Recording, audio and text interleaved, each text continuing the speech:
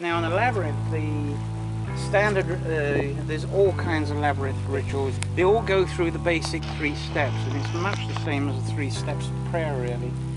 Is you have the step of what they call the Purgation, followed by the Illumination, followed by spiritual unity. Now it sounds very highfalutin, but the idea of the Purgation is getting rid of the inner demons, the concerns, the things that cause an anxiety, even addictions if you want to take it to the biggest level.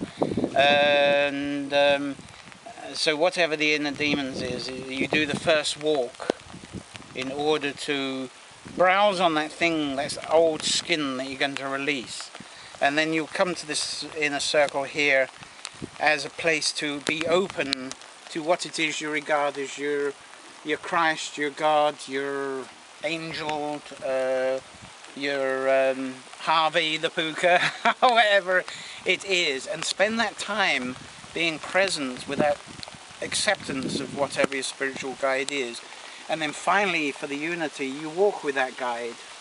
Now the way to translate that in a very simple term is think of a simple question that can be answered with a yes or no. And it can be, shall I get that soap for my sister's birthday or not? And it could be something you've been worrying about, an anxiety. And so you can use Labyrinth for something as simple as that, pondering of why and visualize the different aspects of that and be open to it. And suddenly, without trying to analyze it, what you're trying to do is take away the analysis and allow the inner guidance to take over. And when you got that inner guidance, which you knew the answer all along, but you were demonizing it, that's what you sit with.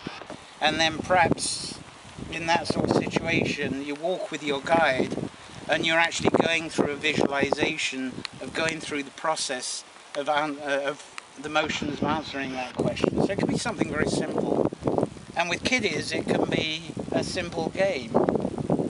You know, if you've got a child who's been sent to the labyrinth, they can spend the first bit pondering over, well, why has teacher sent me on this? You know, what is it I've been doing that wasn't right? How can I sort it out? And then suddenly, oh, I get it.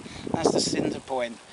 And then you kind of use that third bit of how you're going to overcome that.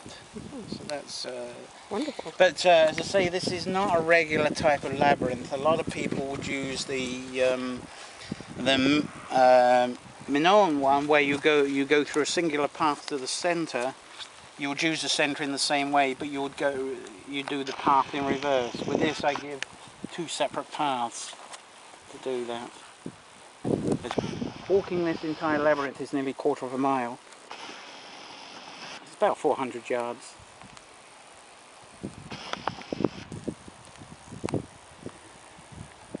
And there's a lot more to this. Why is there different trees? What do the trees symbolize? There's a lot going on here. I've got the OM alphabet spelt out in here. I've got century tricks here. I did build it to the width that a wheelchair can go here, but what happens when we had someone here with a wheelchair? We just suddenly had a bright idea, and it was a person, I'm trying to think what it was they had, but we put them on a donkey. We took the donkey around here. So the wheelchair, we've never had a wheelchair around here, but we had a wheelchair person on a donkey that could go around.